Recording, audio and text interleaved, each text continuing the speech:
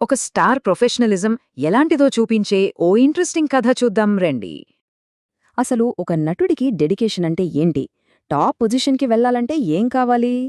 Scene cut చేస్తే Peddi cinema song shoot. రారాయ్ రారా అనే పాట తీస్తున్నారు. అక్కడే అసలు సమస్య.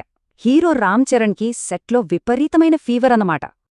ఆ విషయం డైరెక్టర్ బుచ్చిబాబు సానా గమనించారు. వెంటనే ఆయనకొక సలహా ఇచ్చారు.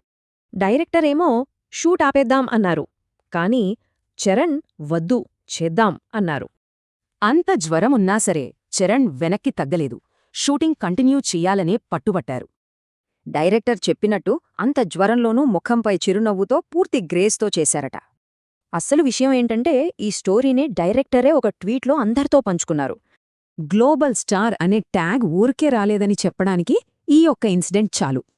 అంటే గ్లోబల్ స్టార్స్ అవ్వడం అంత ఈజీ కాదన్మాట. దీని వెనుక ఎంత కష్టముంటుందో కదా.